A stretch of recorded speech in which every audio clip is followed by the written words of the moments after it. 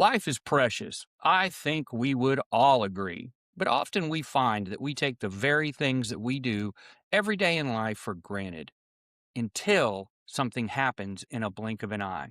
Hello, I'm Tom Russo, and this is In a Blink of an Eye, where we discuss stories from ordinary people whose lives are changed in an instant and how they overcome through faith, courage, and determination.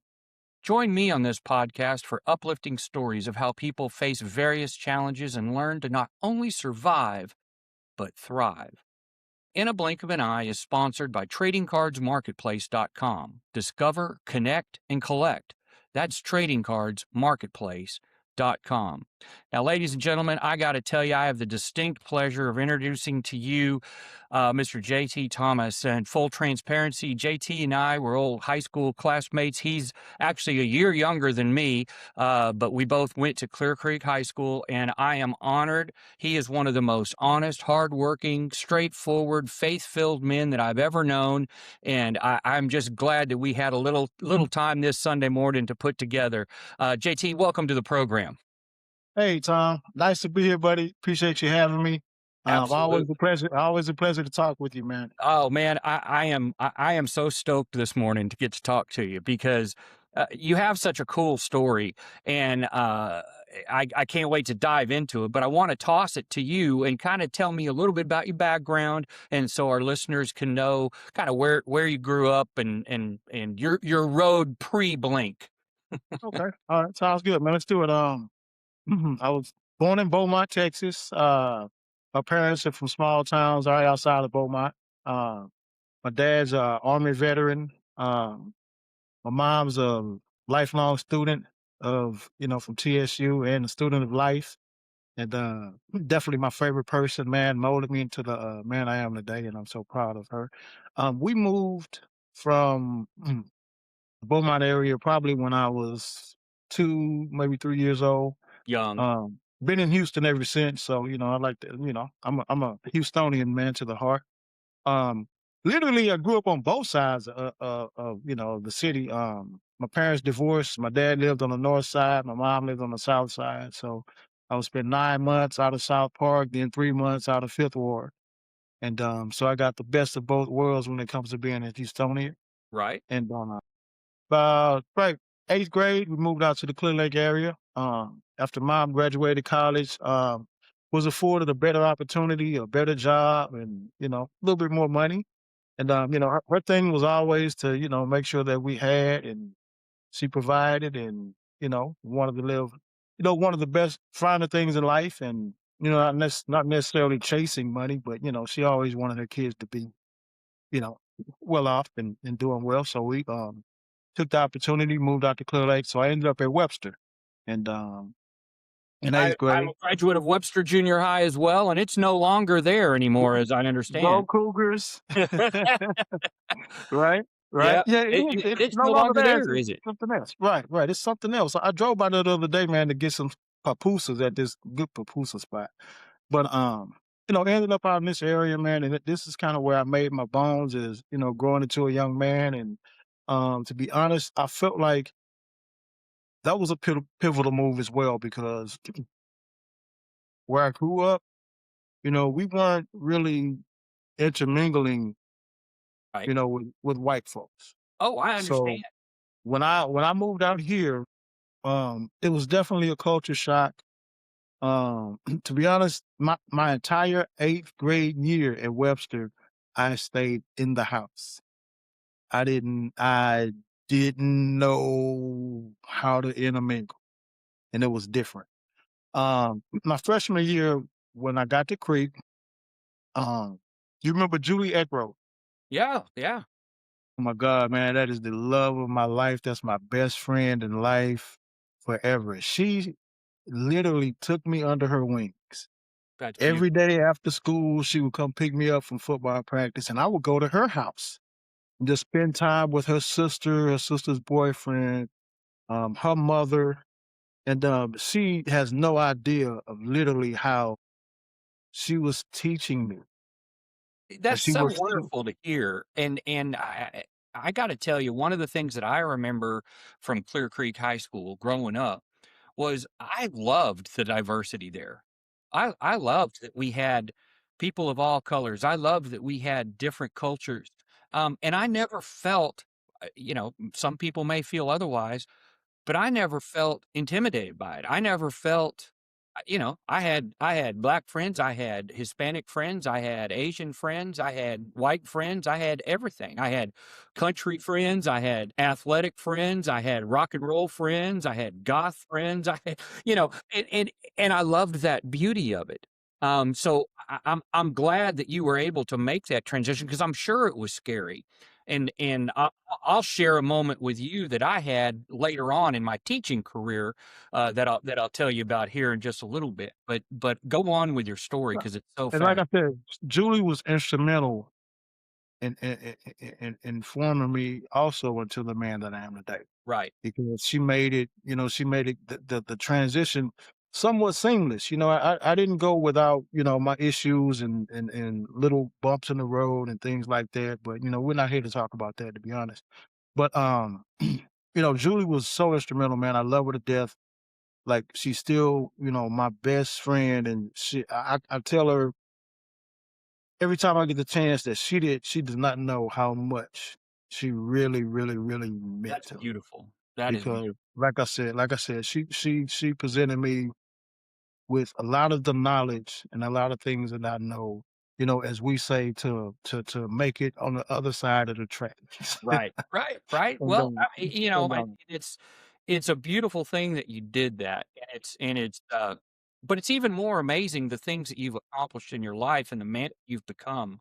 I mentioned at the top of the broadcast that you're one of the most honest, hardworking, talented men I've ever met and had the pleasure of knowing in my life. You have, from high school, I believe you had a track scholarship to Stephen F. Austin. I Is that did. I did. and, Yes, you also played football, I did. and, you were there for a couple of years, then you left and went to Austin P in Yes, Tennessee, sir. Yes, right? sir. Yes, sir. Played Hmm. football there too, along with another fellow Creek alum, I Right. believe played with. Uh-huh. Um, Kelly Barrett. So everybody who's probably watching this, I'm sure knows Kelly as well. You know me, you know Kelly and our little crew and Poochie and right, Charles right. Reed and Dwayne White, and so That's so yeah. good. So Names coming back from the past for me too. That's so awesome. Well, yeah, so, you get out from Austin P, and I know you were a successful athlete. But there was kinda this reality check for you, at about the age of 21, right? I mean, you kinda realized maybe professional sports wasn't gonna come calling for you, absolutely, fortunately, although, who knows? You never know at the time, but you probably kinda had that blink of an eye moment where you woke up and looked in absolutely, the mirror and said, "God has different plans for me." absolutely, absolutely. And that was the greatest moment in my life, and at the same time, the worst moment of my life because it's like I said, it's like that bad breakup, man, when it hurts. It hurts, it hurts, it Yeah. hurts, and you don't know what you're gonna do, and you're left lost, and and the pain is amazing, and the confusion is overwhelming. But at the same time, you don't know when you're going through that pain that it's forging you, and it's making you into someone that you didn't know before. And Well, so at what point, and I'm jumping the shark here, I'm jumping ahead, but I know that you are an exceptionally talented musician and you have created this almost an empire in the Houston area, in the Houston rap scene. That in all transparency, also I'm not that familiar with it, but I also know and share all of your success with you because every time I see something that you've done new, I always like and subscribe and do all that absolutely, because it absolutely, because it means a lot to me because I know how hard you work. So absolutely, absolutely. tell me about that transition to the music area, and tell me a little bit about how that happened for you. Well, again, we were at that fork in the road, and it was like, well, um, talents or skills. or love that you have that you can, you know, next you can jump on and you can take advantage of or you can utilize. And like we were speaking, after sports was actually my love for writing. I always loved writing. I always did exceptionally well in English. I always did exceptionally well writing stories, writing poems. I seem Um, to remember you writing some poems because that was something I Mhm. did too. I right. never set it to music, but I did write poems, and I seem to remember having a conversation with you in high school about that. I don't know why, Yeah. but I Oh, seem to okay. yeah, Okay. I did. I, You I showed wouldn't me doubt something. it. I wouldn't You doubt it because that's definitely one of my second, probably my second love. I mean, I yeah. always love writing stories. I always love being creative I and seem to things remember like that. walking down E building where English was. And I seem to remember walking down, and you were getting ready to probably head to the football field or something, and we were walking, and we were just talking, and you were sharing something with me. That's one of my memories from high school. Why I remember that, I don't know, but I wouldn't doubt it. I wouldn't doubt it because I definitely took pride and really yeah, loved being creative and creative writing, and I was always great at it. I always made excellent grades. I mean, Poochie used to always make fun of me. He was like, "Bro, I have never seen you make less than 100 on any English test or any spelling test. Like, how do you do it?" I was just like, I just never oh, really, I never yeah. really studied. I never did. I mean, English always just came to me as something I was always comfortable with, and again, I was always comfortable with writing. And when I was in college, I pledged in a fraternity, and I ended up writing like all the frat chats, the frat songs that we would chant at parties and things like that. And so next thing I know, all of the chapters in Texas, we would hit the road and go to parties in Dallas, Austin, and they're like singing my chants. I was like, You're like, dang. I know that. Yeah, I was like, I wrote it. And, Right.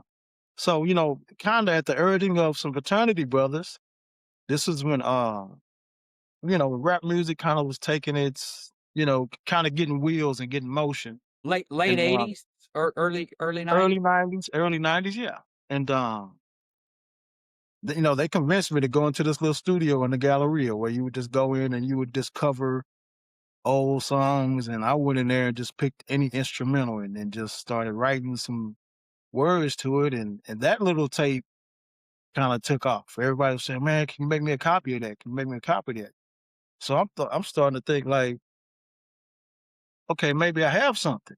Maybe At the there's something urging you at the yeah. at the urging of friends, and they're like, "Bro, you sound, like, really good, like, have you ever thought about, like, rapping?" And I was like, "Nah, not really." I never really thought about it. But, that tape gained a little traction and things like that, so next thing I know, I'm writing more, and I'm like, "Okay, I mean, this is easy." So Imma shoot for a record deal. And, at the time, the biggest rap label in Houston was Rap A Lot Records. Everybody knows Rap A Lot Records, and, I sent my tape up there and, got some interest, but they were really popular, but they had a lot of artists that they were had on the shelf and things like that, and I didn't wanna be shelved. So, again, the individualism in me takes over, and I'm like, "Well, I'll do it by myself. I'll just keep writing my music and do it by myself." I shot my tape around by myself. So now my goal switched to I remember having the same verve and enthusiasm and drive that I had like in football practice and basketball practice. And now it's You know, transferred over to your music career. and now I got that same drive and fortitude and like this is what I'm gonna do. Like I'm gonna do this, nothing else. And I had tunnel vision. Like, okay, I'm gonna be a music artist. This is what I'm gonna be. You mentioned that word again, tunnel vision, and I'm gonna harp on that because I think that's something that's the key to your success in everything you choose to do. You've mentioned it twice now, where you get focused on something and you have that tunnel vision that Yes, you're going to reach that goal. I mean, yes, that yes. I think that comes from inside that makes you successful. Right, right.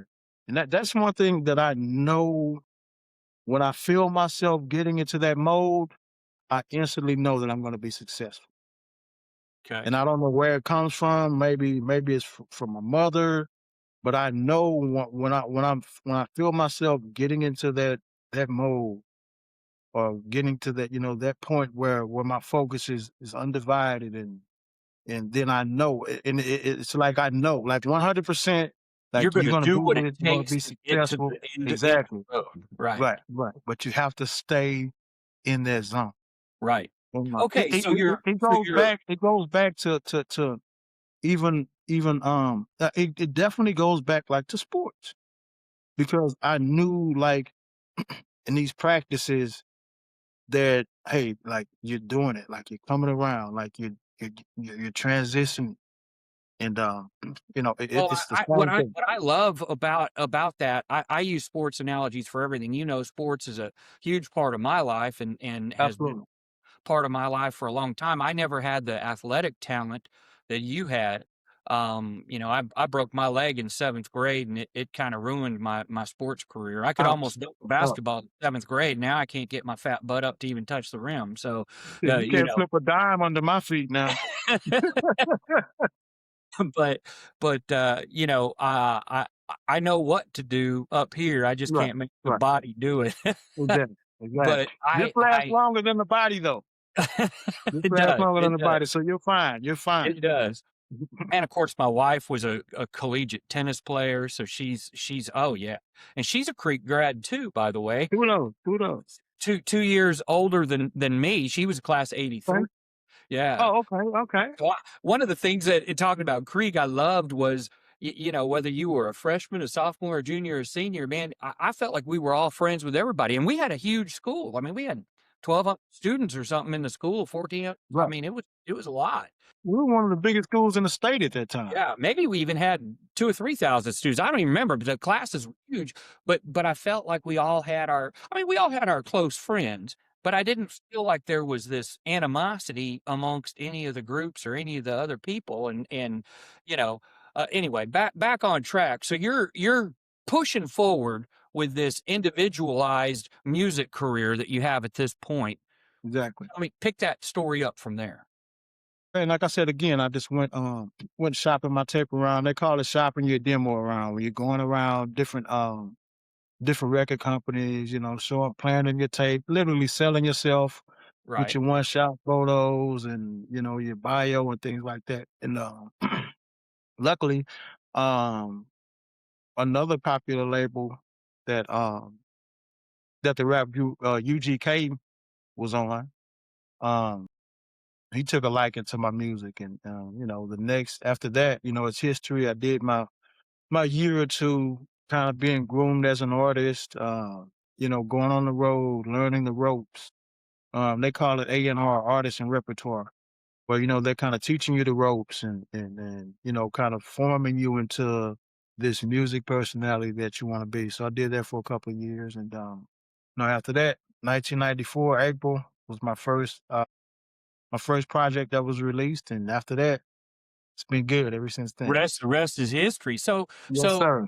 you formed a group or a coalition, if you will, called the South Park Coalition. Tell me a little bit about that. Well, I didn't form it; it was already in existence, Okay. and I was actually a fan of theirs. Okay. Like, Tom, when I was at practice in college and through those years I was confused, these were artists that I was listening to, Okay. and, Okay. It was it kinda it was something a you enough admired from afar.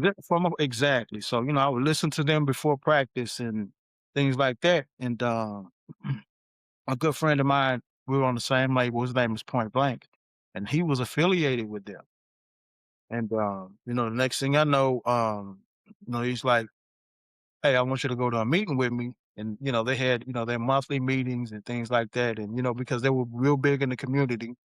And, we did things in the community, blanket drives, food drives, and things like that. And I went and, they were like, "Hey, we want to, welcome you." And I was like, "Wow, really?" So I was literally, that was one of those kind of like epiphany moments where I was just like, wow. wow. Almost kinda These are awestruck a little bit, right? right, because these were guys that I listened to before I even dreamed of becoming an artist. So, this was like I was around, like, superstars and to me, Right. and they accepted me in, so that was another one of those moments. I was like, "Wow, I'm in the Southpaw Coalition," like, "Wow." Now, so do you do some collaborative work with them? Oh, sure, sure. Okay, Mhm. okay. Now Pretty I know much your well, your stage handle is PSK 13 or yes, sir. okay. Yeah. Look at that. So, I did some yeah, research. I did there some we go. research. Tom, my man, my man. And that stands for Proud Son of Kings, Oh, and, I love that. No, that's awesome. Proud son of kings. yes, sir.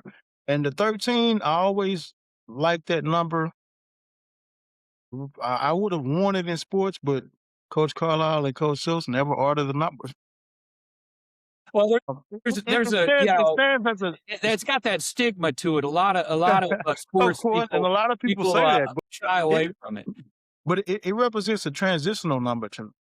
Right, There's 12 numbers on the clock, 13 will be a transition. There's 12 right. disciples, 13 Absolutely. would be a transition. So, it was always a transitional number to me, and I always thought different and, kinda That's a how healthy way outside to of the look at box. that. I think that's beautiful. Right, and I always I did try to not think know that outside of the that's box. what that stood for, so Right. you informed me something very cool. I like that a lot. Appreciate it, Uh, appreciate it. tell me along the way, because I know you as a man of faith, and it's one of the things, one of the many things that I admire about you. But even going so far as to your hat that you're wearing, to God the glory, Definitely, and I mean, definitely. love that.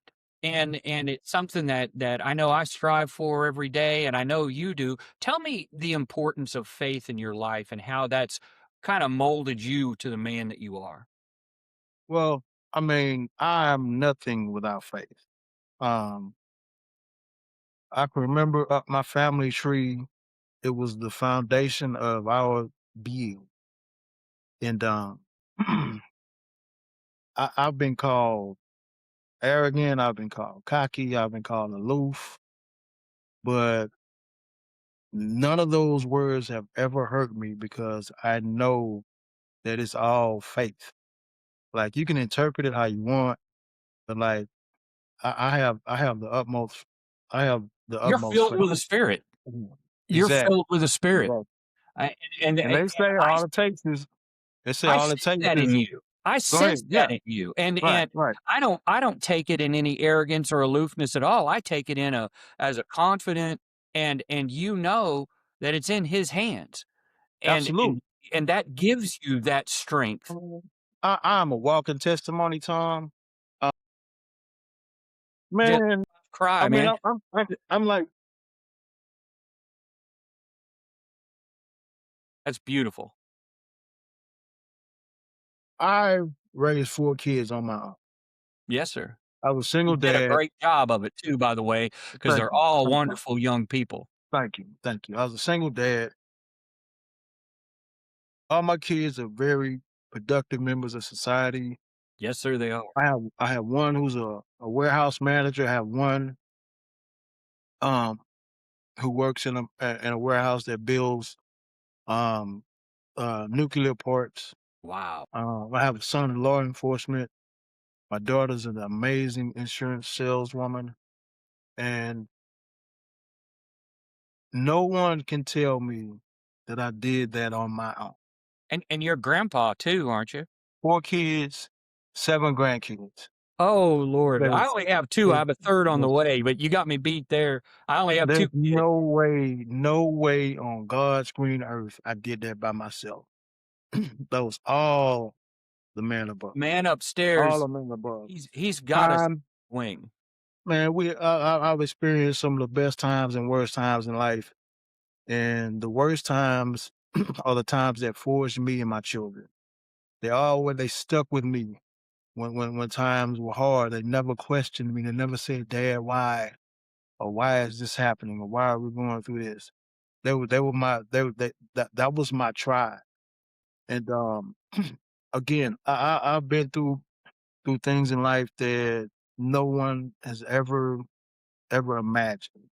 And I'm sitting here able to talk with you about it feeling fully blessed, feeling fully full of faith, feeling fully confident that God has me. Well, one And of the there's no feeling like that. There's no that I feeling like that. know about you is you stand up for what you know is right. And Absolutely. I admire that so much about you. You know, we haven't gotten to talk as often as I'd like, as our lives have taken different paths. But I've Absolutely. always kept up with you through Facebook and always talked to you and I always follow your stories of all your kids and your grandkids and I just beam with pride because I know what a good man you've been and you continue to be, and you do it through that faith. You do it through Absolutely. that faith. And Absolutely. so kudos to you for that, my man. I mean, Absolutely. that is Absolutely. a beautiful thing. And that's all my mother tongue. I can remember as a child being shy, introverted, and that Yeah, I was never knew all you my that way. that was that was because of my mom. My Yeah, mom, like, she wasn't having that. She wasn't having, like, you're not gonna stand over there. right. You're not gonna stand off. You're not gonna be shy. You're gonna You're go not gonna be and in you're the gonna talk corner. to people. Yeah, You're gonna go and you're gonna get to know people. You're gonna learn people. You're gonna learn how life works. Yeah, one of the biggest things that she taught me, and that my kids live by this too, is I don't want to ever hear you say that's not fair. And that amen. opens up that opens up a lot of different ways that you can perceive things. Hmm. You know, if it's not fair, why can't you change it? Why can't you be the voice of change instead of screaming it's not fair? Right, Why can't you not necessarily make light of it, but why can't you bring it? Why can't you bring it up? Why can't you speak on it? right, Why can't you talk about it? Why can't you express, how you feel that something isn't right. right? And so that Well, that was all my mom. and that's so cool. I told you I would share a story with you, like you felt kind of your freshman year at Creek, where you were a little intimidated because you hadn't been around a whole lot of non African Americans, right? You had mainly been in that community, and I know my first year in teaching, I taught at a school that was 100% minority. 100%. There weren't any other Caucasians in the school. There were only, I think, 6 that were teachers, but there were no students. And the first day I walked into class, I had 35, 40 kids in the class. They're all talking and I walk in and I'm like, hey, let's be quiet. Let's be quiet. Calm down. And I finally got their attention. I said, I got a secret to tell you. I said, but you can't tell anybody else. Okay. I got a secret to tell you. And they're all looking at me like, who's this crazy fool? And I said, okay, shh. I said, don't tell anybody, but I'm white.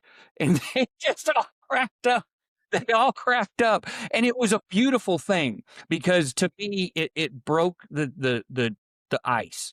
And Right. and from Right. that point forward, I said, and beyond that, guys, I don't ever want to talk about it again. I don't care. I don't care if you're green, purple, black, brown, it doesn't matter. What matters is what's in here and what's in here. And we're going to explore those things in this classroom. And that's all we're going to explore. So you did two things there. You addressed the elephant in the room right out the door, Right. and you were able to laugh at yourself. And Absolutely. those are two things that definitely, those are two things that I definitely try to live. And I think that helped me. Those kids taught me more about life than I taught them. I'm honored by the success that a lot of them have had because I saw what was inside of them. They had horrible home lives. They had bad things happen to them that I don't even want to discuss because it's just Right. disgusting, some of them. But Right. but I'm so proud of those young people because they listened, and they're smart, and they went out there and they've done great things. And I don't want to make this about me, but I definitely wanted to share that story with you because it Story's awesome. I love it. it was something that was very important to me in my life, and it took me out of my comfort zone too. I mean, Good. I've always Good. been happy being in a diverse crowd, but that was a crowd where I was the minority, you Right. know? And I was like, it made me realize, hey, you know what? It's not always one way or the other. Right, You got right. to be able to go with the flow. Exactly, exactly. I I'm and loved it, and I'm sure that was maybe a pivotal moment in many of their lives, or that they'll never forget that moment. and I And, hope so. I pray that that's true. But I know little moments like that really mean something. it Really means does. something. Right. It does. I want you to tell our listeners and how they can get a hold of your music. How can they get it?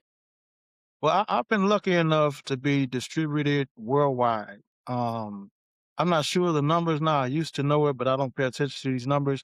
I think there's only 5 countries that my music is not in, which I That thought was that is really so cool. That's golly, that's crazy. awesome, man. That That's is crazy. crazy. And, but I'm available on all platforms, uh, Tidal, Spotify, YouTube, Apple Music, on any music platform, my music is available. So I've been blessed enough to be distributed worldwide. So So do any they find you platform. under PSK 13 or South Park Sure. Coalition? PSK Either one. either Yeah, either one. one. But PSK 13 will take them directly to my music, and they'll probably be more successful and be available to more, more music. Just typing in my name in any search engine. Okay. Um, Well, so I when encourage all listeners that, if you wanna hear a very talented man and his messages, please, by all means, I'm gonna put the information down here on the screen. Please contact him through any of the platforms. Get it legally through the platform so the artists get paid for. I'm a firm believer in that. I think that's right, an right. important thing, and, you They could know they could pay us better, but I'll take that. I'll take those few cents. Give it. I need it. Absolutely, absolutely. I mean, we're all striving for that, I wanna Absolutely. get more viewers on my YouTube channel through my podcast. I've got this one. I also have Sports USA, talk that I do. So I'm trying to get my viewership and likes and subscribes up as Absolutely. well. So Absolutely. That's we're the all goal. striving for that same thing.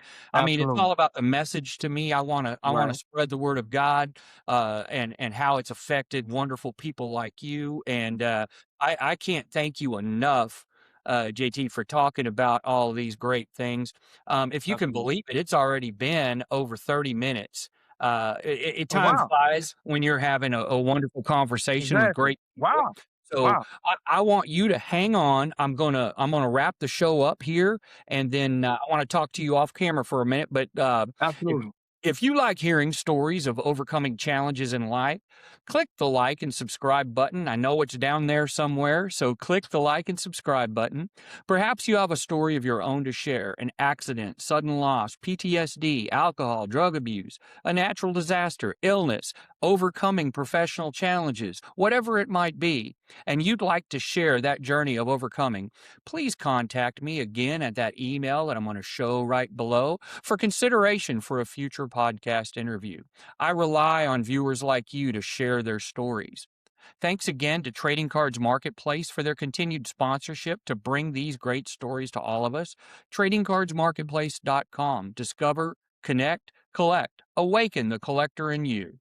I want to thank everyone out there, especially my family, our military, veterans, and first responders who put their lives on the line every day.